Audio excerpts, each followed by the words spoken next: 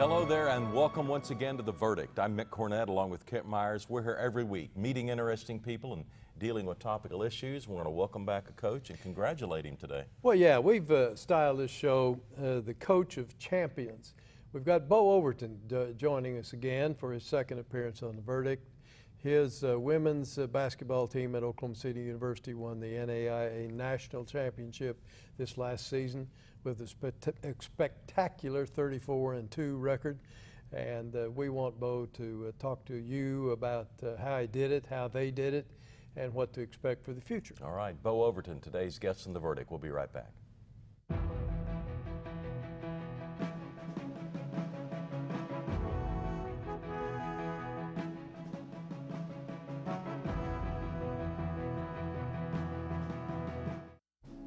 Military service ran in my blood, starting from my father, which joined the Navy, on the Chickasaw side, my uncle, which served in the United States Army.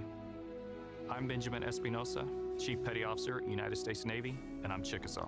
I went to the Secretary of Defense's staff at the Pentagon in Washington, D.C., which ultimately led to becoming a combat support technician for Naval Special Warfare, specifically SEAL Team 10.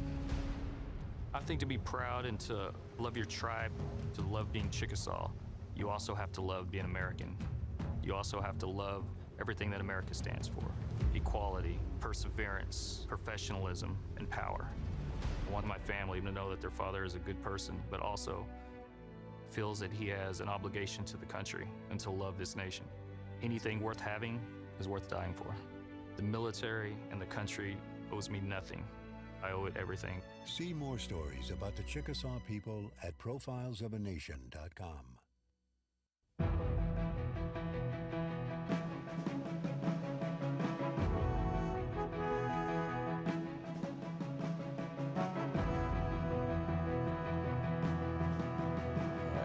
You can't beat that, can you? No, not for humor and proficiency as well.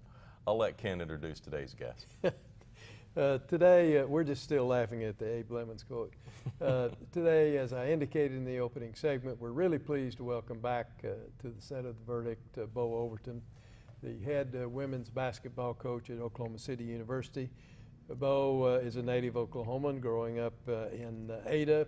He was an outstanding high school basketball player, as a McDonald's All-American player.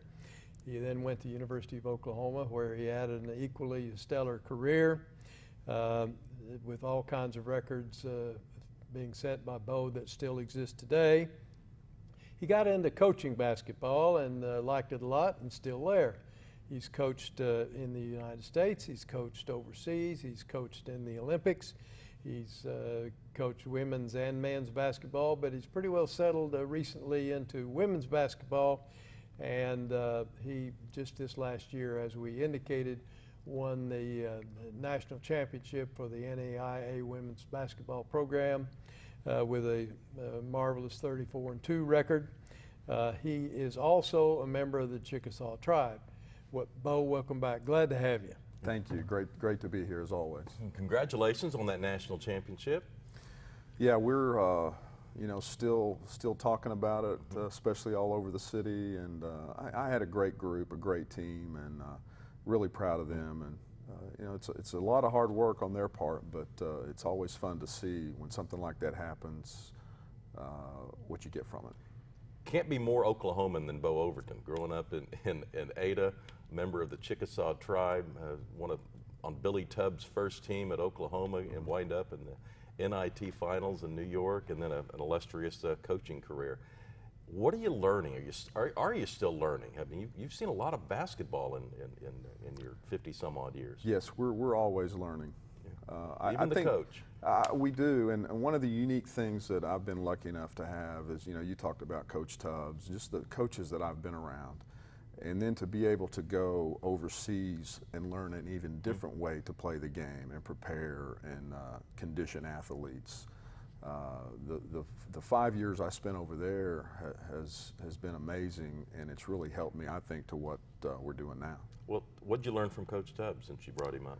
Well, I think the biggest thing that he brought to the table was his honesty with players. You always knew where you were with him, and I think as I've become a coach, I think that was a big thing that I moved on. You know, your players always know where they stand with you. There's no surprises. The parents, you know where you stand with their children. And so that's the biggest thing I think I learned from him was you always knew where you stood with him. He just told you during practice During or the in private game, meetings? just if you did something he didn't like, he told you right there. There was no, we're not going to keep anything a secret. So You were shooting threes before there was a line. Yeah. well, we had great teams, and I had great teammates, and you know, being from Oklahoma and being able to play there and now coach here, I'm a very lucky, it's very unique. Not a lot of coaching jobs, you know, if you think about it, OU has one, OSU has one. To be able to stay here and coach in the state that you grew up with all your friends and it's just a unique, and I'm very lucky to do it. Well, you've been associated with a couple of high-profile and very successful Oklahoma coaches. You also were on Sherry Cole's staff as an assistant for a while. Yes. What did you learn from Sherry insofar as women's basketball that's helping you now? Well, I think everybody knows, you know, she is a brilliant teacher, not only just a coach, but a teacher. You know, she came from Norman High School where she was a teacher, and that just grew at OU.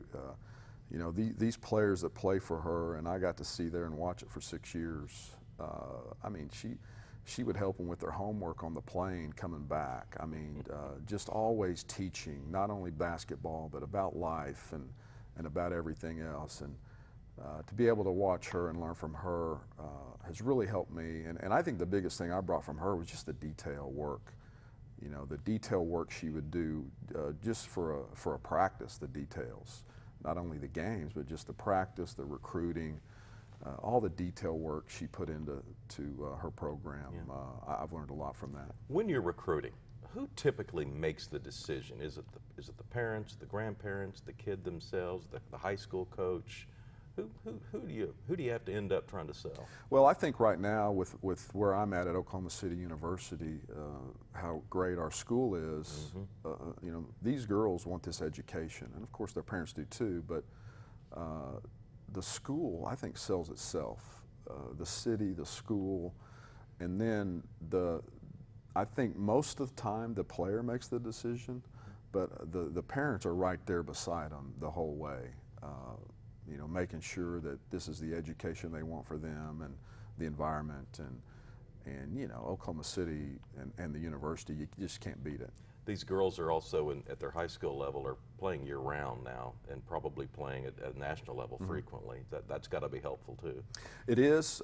You know, there's AAU teams in the summer they play on, but it's a little different in Oklahoma because most of the Oklahoma players are more with their high school coaches, and so you deal a lot with the high school coaches and the parents, and not so much that summer coach.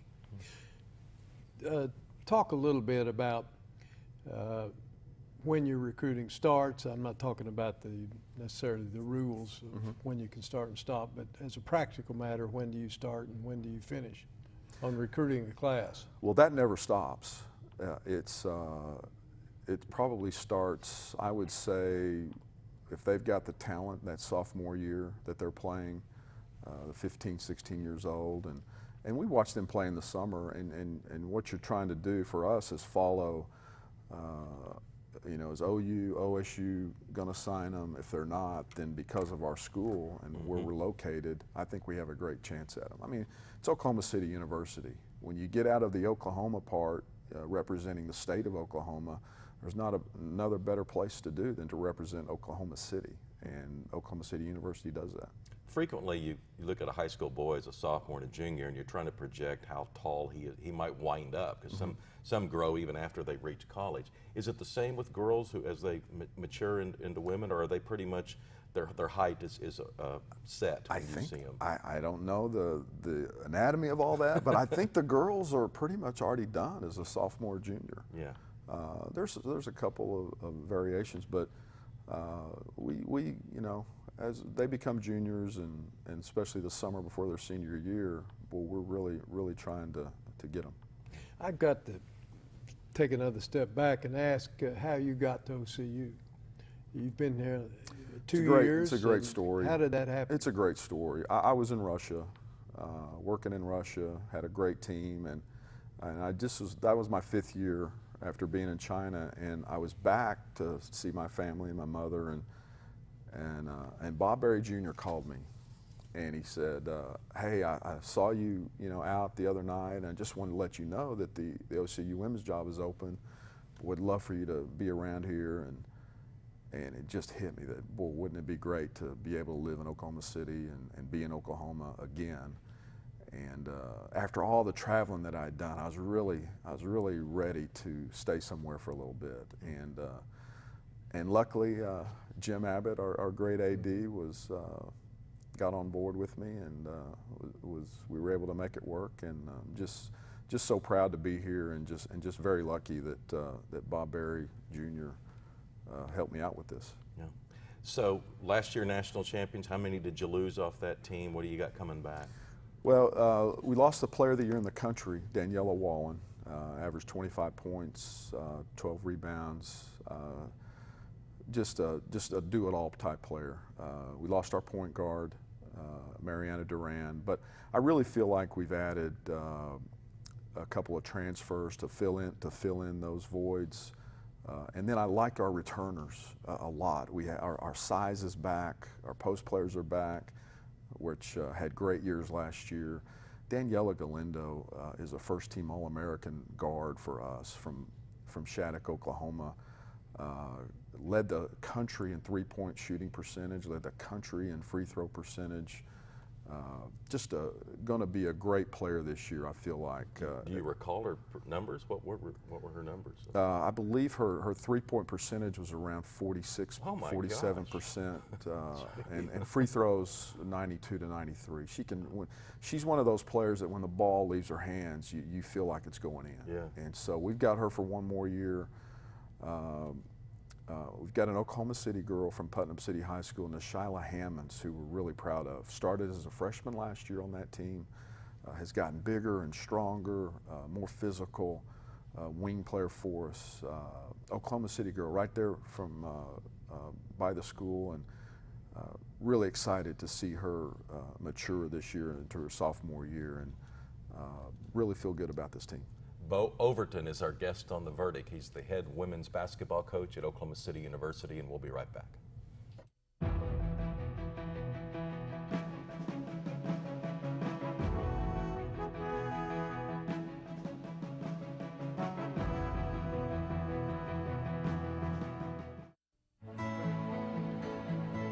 The good life comes naturally to Tulsa, where nature's beauty is matched with an eye for aesthetics. A legacy of neighborhoods graced with lawns and landscaping and handsome homes. A place that seems to have patented an ideal lifestyle. Bank First is loyal to the quality of life Tulsa assures its citizens, to the priority placed on education, culture, and growth. Loyal to builders who transform raw land into residential charm. Developers who see opportunity and add vitality to Tulsa's economy.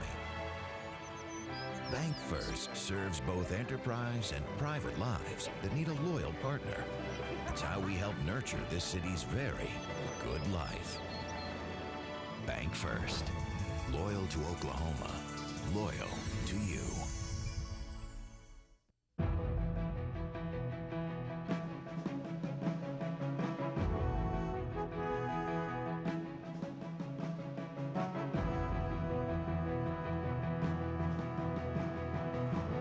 Welcome back to the set of The Verdict. Our guest is Bo Overton, the women's basketball coach at Oklahoma City University.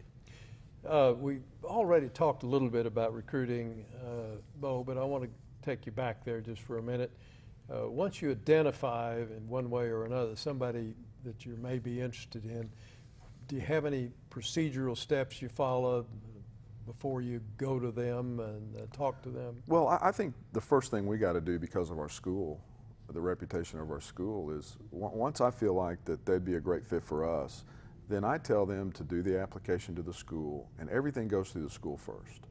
And then once they get accepted to the school and all that stuff happens, Then I step in and go to the next step, which is, you know, what's the scholarship money going to look like, athletic-wise, and then all that kind of fills in. But the first thing is, you know, get into that school.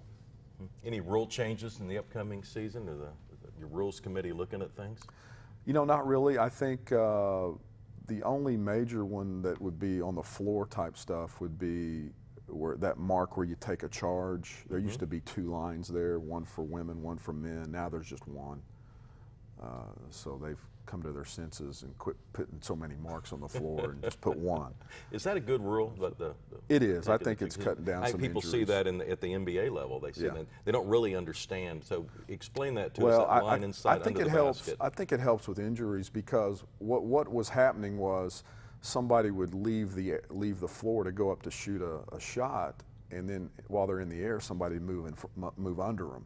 Well, now people are falling over them. I think this just takes that away. So now you have to be outside that arc, planted, and then they have to run over you. So if you're inside that arc, it's automatically a foul, no matter if you've been standing there for 5 minutes or not. You got to be out of that arc to take a charge. Who are your major competitors? I really mean significant competitors for OCU women's basketball. Are there any local or most of them national? There is. I really like our conference. You know, the Sooner Athletic Conference, year in and year out. You know, our men. We had a men's team, MACU, 2 years ago won the national championship. We won it last year. It's very competitive. Wayland Baptist has a great history in women's basketball. They're always going to be good. John Brown University over in Arkansas. I like our coaches here locally. You know, at Southwest Christian is a program coming. MACU in South Oklahoma City is a program that's coming. So I really like our conference. Nationally, you've got teams in California, Tennessee, Kentucky. Kansas plays a really good brand of NAIA basketball. Gets a lot of good players up there. So we're really excited about our conference. It's getting better and better. Nationally, our conference is known as a top conference in the country. And I will tell you, and I've learned this in my short time here, nobody likes OCU. When we go on the road, everybody is trying to beat us. We have to explain that to our players that when we have Oklahoma City on us, with the success we've had in this program, 9 national championships, people are trying to beat us. Well, talk a little bit more in depth about this year's team. Well, this year's team, our size is back. We have Daniela Galindo, who's returns. The transfers, though, I think are very important. We've got a girl named Taylor LaCour, a 6'1" transfer from West Texas A&M via Georgetown, Texas. 6'1", great athlete. We're looking for big things from her. And then I think the most important piece to this puzzle was we had to get a transfer guard to take care of Mariana's spot. And I think we found her in a girl named Michaela Kay. And Michaela comes from the great place of Spokane, Washington. I get asked all the time, you got all these Oklahoma girls, and then how do you get someone from Spokane? Well, it was kind of a dual thing because we needed a transfer. I think she was looking to transfer to a place where she could win, and it was just a perfect fit. And we're looking for great things from her. I think she'll come in and average 15, 16 a game and can really get the ball in the basket, and she can run the team, and that's what we needed. Talk a little bit about the size of the women's players today as opposed to maybe even 15 years ago.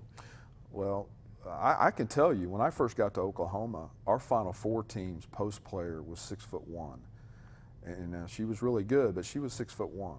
You know, we had Stacey Dales that was 6 foot guard, which is unique, but our post player was 6'1". Well, now if you look at Oklahoma, last year they had a 6'8" girl. Texas goes 6'7", 6'5". We play them in an exhibition game this year. Texas A&M goes 6'5". The national champion team last year, Mississippi State, had 6'6".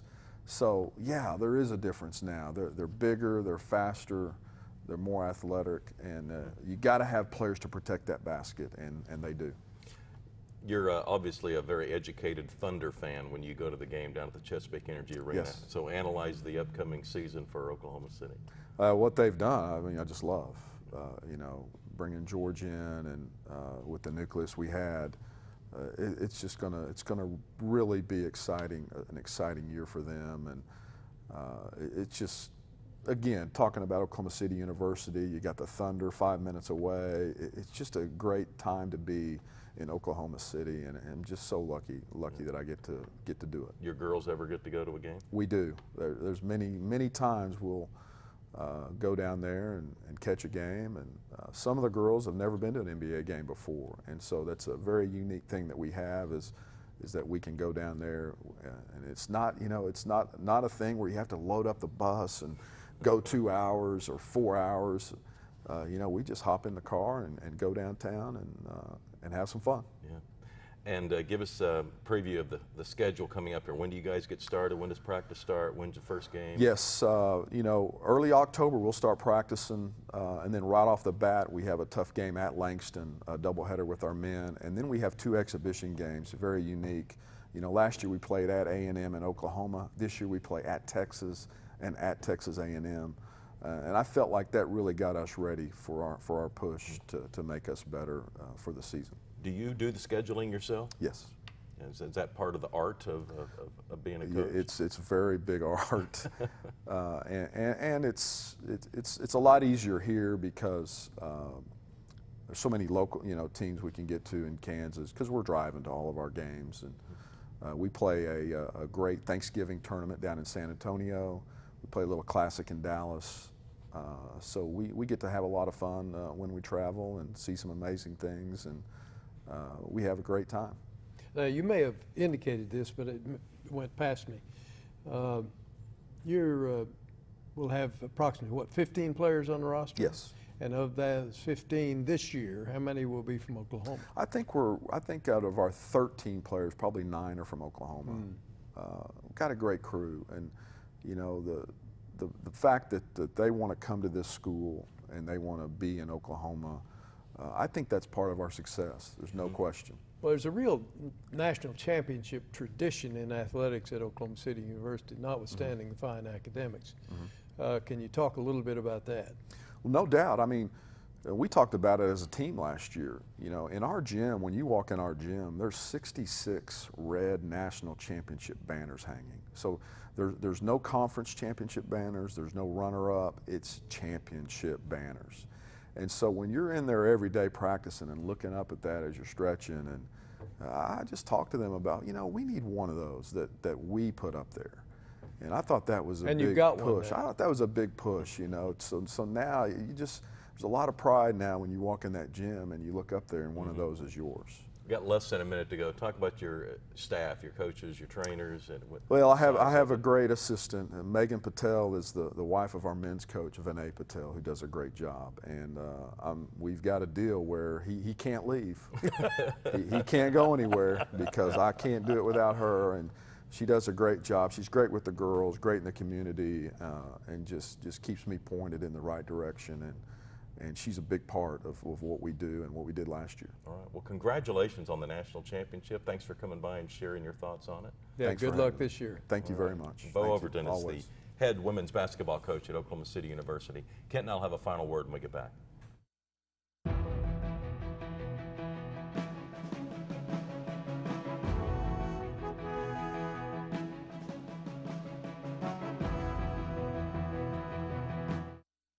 There are now 11 million of us who live here and work here. I was 15 when I came here 6 years ago. I raised my family here, drive my truck to my job every day. The only difference between now and 6 years ago, I do it legally. I wanted to, because this is my home.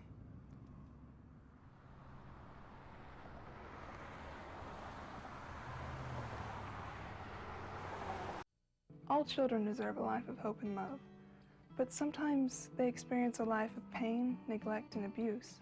When that happens, each child deserves all the quality assistance and representation that can be offered in our legal system. For more information, call 23-CHILD. Oklahoma Lawyers for Children, helping to bring hope and love back to the lives of abused children. You will always be mom and dad to me. I really think people are so unaware of the number of kids waiting just in Oklahoma. And I think if more people knew that those children were out there waiting, you know, I think that just by the way we live our lives and the people we talk to, that maybe we can help encourage adoption from Oklahoma. You will always be mom and dad to me. The Journal-Record is pleased to be a sponsor of The Verdict. The Journal-Record, since 1903, the best source of Oklahoma business news and legal information.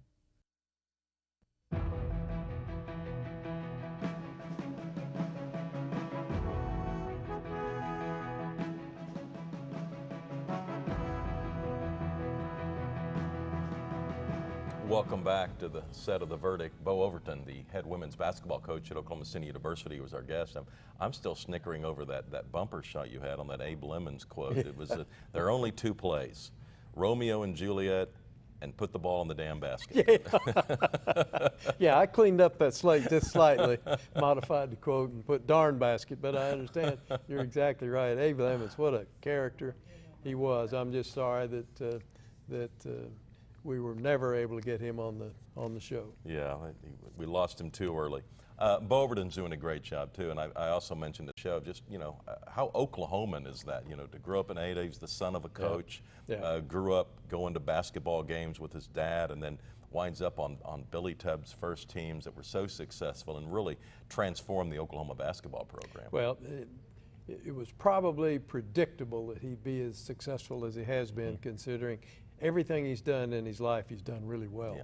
34-2 last year, and of course his team won the national championship. Let me give you some website information. You can learn more about Bo and the other activities at Oklahoma City University at ocusports.com. That's ocusports.com. And we have a website, theverdict.tv. You can log on and tell Kent and I about a guest you'd like to see or a subject that you'd like to see us discussed. Maybe we'll get to it next week. We'll see you then. Way to go.